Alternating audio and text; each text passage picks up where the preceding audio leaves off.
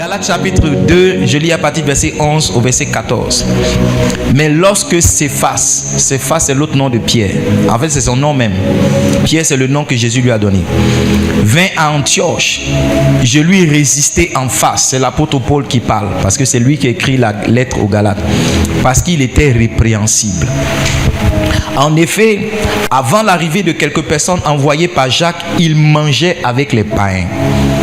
Et quand elle fut venue, il s'esquiva et se tint à l'écart par crainte des circoncis.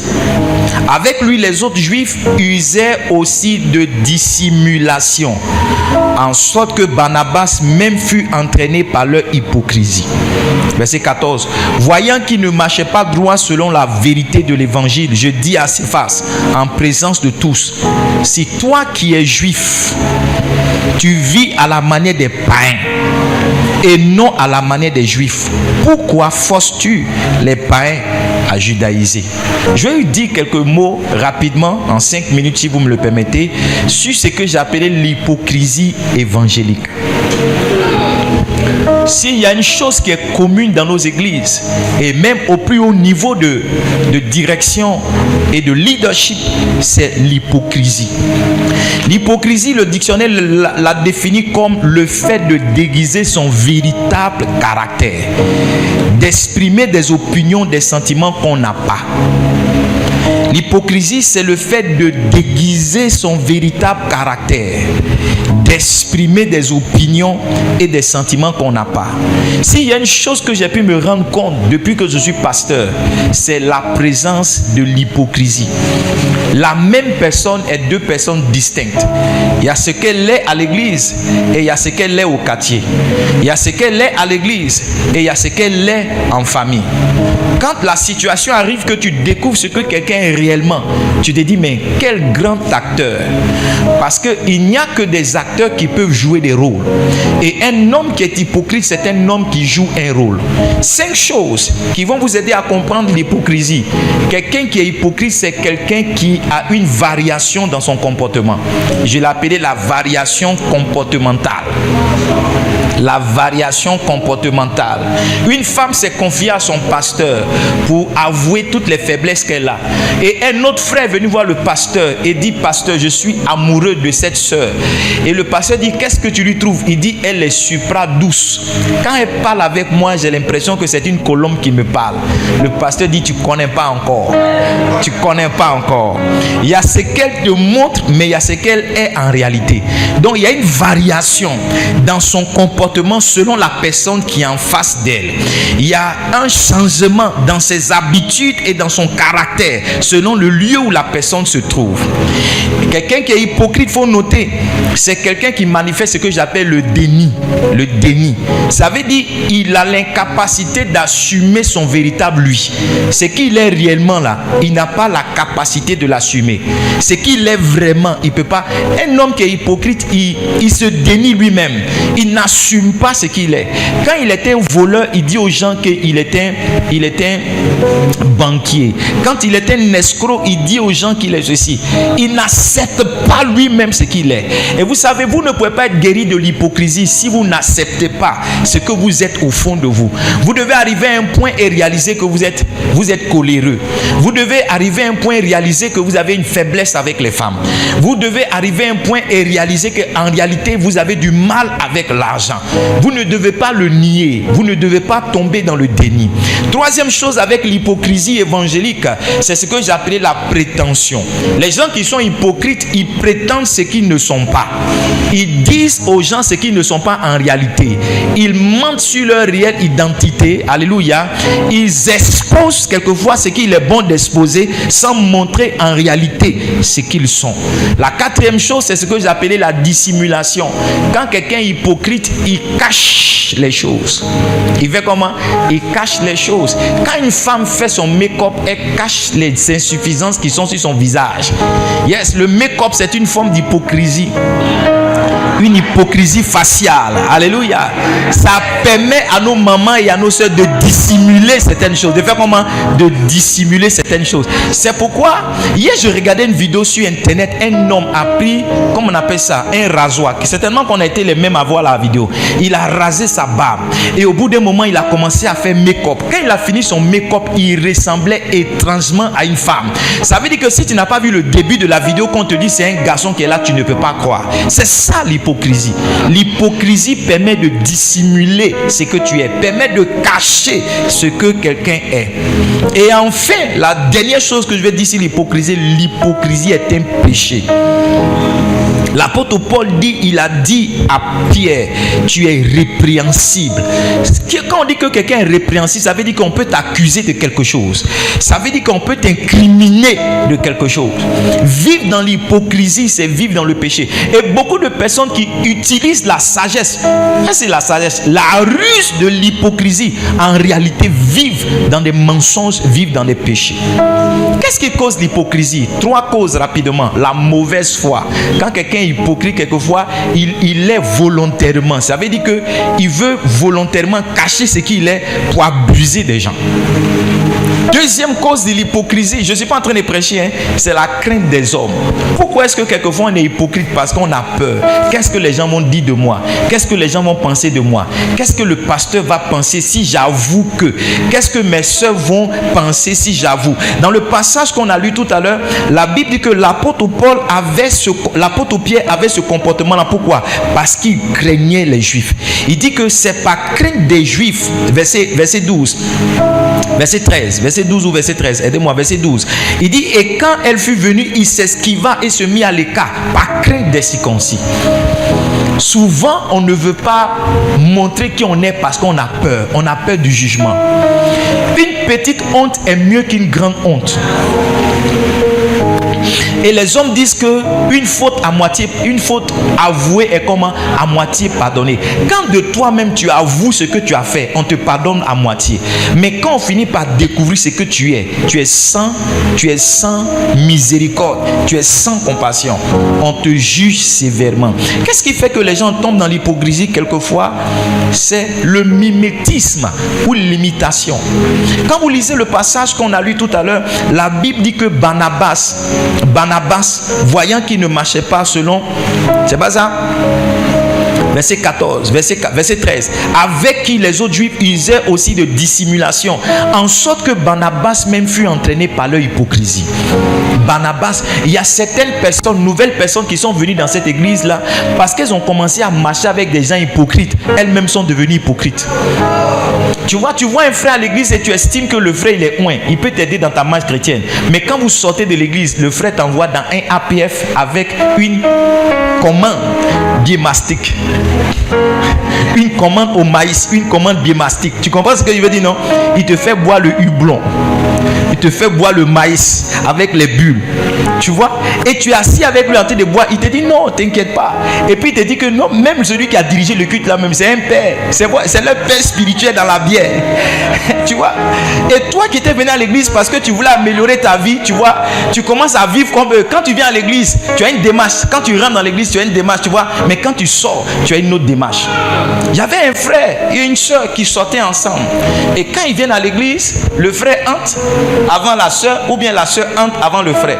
Il y a une différence d'une ou bien de 2 minutes de leur arrivée. Et je les ai appelés, je leur ai dit, ça ne sert à rien de me donner l'impression que vous ne marchez pas ensemble à l'église, alors que dehors, on vous voit main dans la main, bras sur pied, bras sur bras, pied sur pied. Ça ne sert à rien. Ce que vous êtes dehors là, assumez-le aussi à l'église. Donc il y a beaucoup de personnes, si vous êtes sincère avec vous-même, vous allez voir qu'il y a un frère de l'église, un ancien, il s'appelle Diotrephe. Il vous a conduit dans l'hypocrisie. Dans l'équipe de loin, il y a quelqu'un comme ça, qui vous a conduit dans l'hypocrisie. Tu vois, quand tu es venu, tu as cru que c'était quelqu'un de bien avec qui tu devais t'attacher. Mais tu vois que le frère là, c'est un général dans la choucoulance. Yes. C'est un général 5 étoiles dans la masturbation. Et il t'encourage aussi dans la masturbation. Maintenant, suis-moi bien. Voici là où je veux en finir. Je veux en venir. La vérité est la suivante. C'est que l'hypocrisie représente des dangers. Et le premier danger de l'hypocrisie, c'est que tu vas entraîner d'autres personnes comme toi dans le mal. et tu seras coupable de ce qui va arriver à ces personnes-là. Je vous ai raconté cette histoire en étant en classe de 3e. On était des gamins, on ne savait pas ce qu'on faisait vraiment. J'étais le chef de classe. Quand on partait, souvent je disparaissais, le cahier d'appel, le cahier de test. Et il y avait un de mes amis, Francky, qui m'accompagnait aussi dans notre folie. On partait jouer aux jeux vidéo. Sauf que Dieu nous a fait grâce, on était un peu intelligents. À la fin de l'année, on a eu notre BPC. Francky n'a pas eu le BPC. L'année qui a suivi, j'ai rencontré Francky dans une soirée une fois. Et pendant que j'étais content de retrouver mon ancien copain, j'ai dit, Francky, il a dit, ne t'approche pas de moi. Il m'a dit une injure et il m'a dit, à cause de vous, j'ai échoué. À cause de vous, j'ai échoué. On donnait l'impression qu'on était des bons élèves, mais on était des abonnés aux jeux vidéo. On donnait l'impression qu'on était des élèves brillants, mais on était des gens qui disparaissaient avec les cahiers d'appel. Tu vois, par notre hypocrisie, on a entraîné notre ami aussi dans la faute. Yes, l'hypocrisie est dangereuse. Tu sais pourquoi? Parce que l'hypocrisie va attirer à toi la confusion. Est-ce que je peux te dire quelque chose? Tôt ou tard, on va découvrir ton vrai visage. It is just a matter of... Yes. Vous connaissez cette expression-là? It is just a matter of time. C'est juste une question de temps. 1 Timothée 5, le verset 24 au verset 25. C'est mon verset préféré. 1 Timothée 5. 1 Timothée 5. Je n'ai pas encore commencé à prêcher. 1 Timothée 5. Quand we have it, put it up, please. Yes. Il dit, les péchés de certains hommes sont manifestes. Il y a certaines personnes, quand tu les vois, tu sais qu'ils vivent dans le péché. Même avant qu'on les juge, tu sais que lui, là, il vit dans le péché.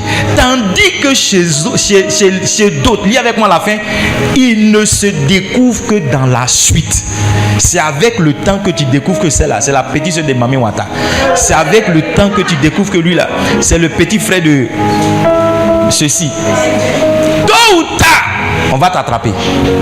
C'est pourquoi en tant que pasteur, je ne cours pas après la vie des gens. Parce qu'étant assis dans mon bureau, la vie des gens vient me trouver toujours. Toujours. Un jour, un jeune homme est venu dans mon bureau. Il dit, pasteur, je dois vous parler. J'ai dit, tu vas me parler quoi? Il dit, non, je dois vous parler. C'est une de vos fidèles.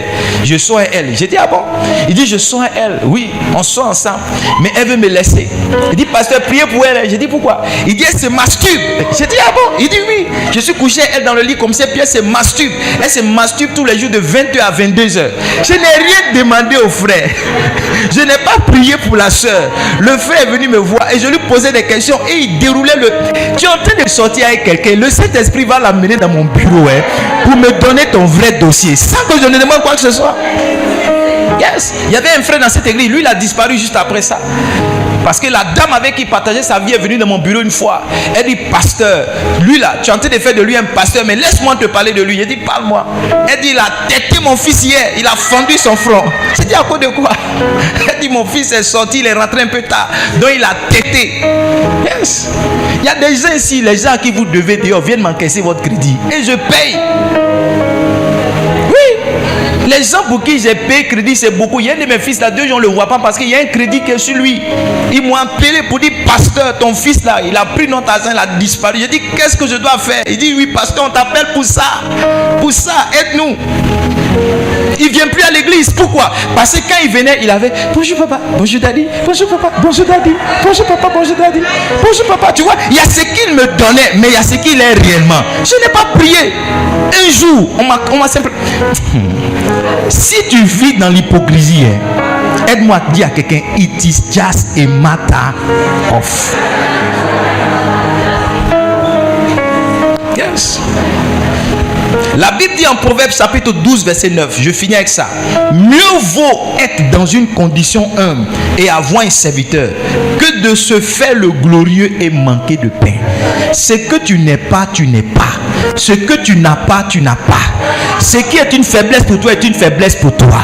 Faut pas mentir, faut pas cacher, faut pas voiler, faut pas dissimuler, faut pas faire semblant, faut pas essayer de te faire passer pour ce que tu n'es pas. Tu vois, quand tu vas présenter qui tu es réellement, tu vas désactiver la puissance de Satan sur toi et tu vas aider les frères aussi à t'aider réellement. Ça veut dire quoi? Qu'est-ce que j'essaie de dire? Soyez tels que vous êtes même avec vos faiblesses. Est-ce que je peux dire quelque chose? Est-ce que je peux dire quelque chose? Un jour j'étais là et une dame est venue me voir parce qu'elle avait des difficultés avec son mari. Est-ce que je peux dire quelque chose?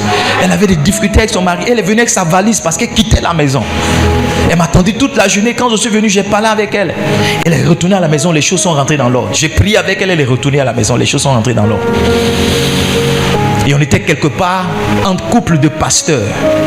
Et j'ai trouvé la dame là. Plus tard, j'ai rencontré son mari. Et quand on faisait les présentations, c'était un peu bizarre parce que je la connaissais, mais son mari ne savait pas que je la connaissais. Et son mari aussi me connaissait. Donc, comment je fais? J'ai dit bonjour, mais elle-même n'a pas reconnu, donc ça a facilité les choses. Mais plus tard, on dit que chaque homme dise quelque chose à son mari. Et j'ai vu son mari, il a pris le micro. Il a commencé à se vanter. Il a commencé à parler. J'ai dit, mais est-ce que c'est le même gars dont la femme là m'a parlé? Ou bien c'est un autre mari? Voici ce que la femme l'a dit. Elle dit, comme le pasteur est là, il va s'assurer que tous les engagements qu'il prend là, il puisse l'accomplir dans sa vie. Tu vois, quand on est en public, il y a ce que les gens disent pour faire genre, pour faire beau, pour faire... Ah, j'ai l'impression que c'est ça même qui est le message. Pour faire genre, pour faire beau, pour faire propre. Mais au fond, il y a des souris jaunes, des souris larges, des souris légers. Parce que quand le monsieur est en train de parler de sa femme même sent que c'est un menteur. C'est faux. J'étais dans une église, un pasteur, quand il doit prêcher ou bien diriger, sa propre femme ne vient pas à l'église. Je vous dis la vérité. Le jour où tu vois la femme du pasteur n'est pas venue, ça veut dire que le pasteur était programmé pour prêcher.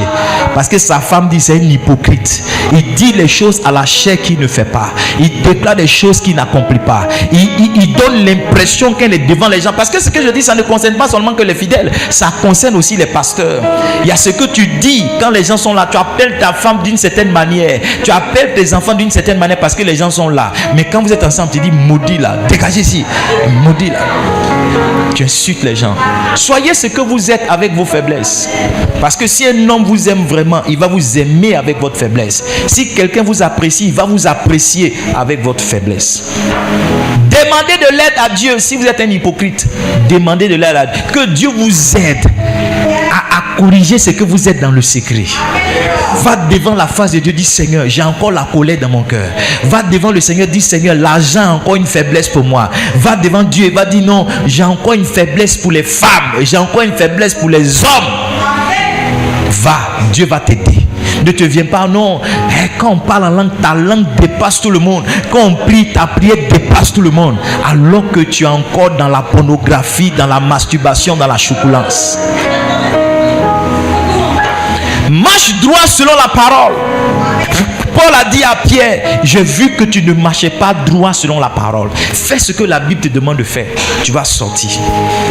Est-ce qu'on peut dire à bas l'hypocrisie? Tiens-toi debout, on va prier. Mets la main sur ton visage comme ça. Dis Seigneur, tout masque spirituel, tout masque superficiel, artificiel que je porte, ce matin, aide-moi à enlever ce masque de l'hypocrisie. Que je sois vrai avec moi-même, avec mes frères et avec mes soeurs. Lève la voix, commence à prier. Lève la voix, commence à prier.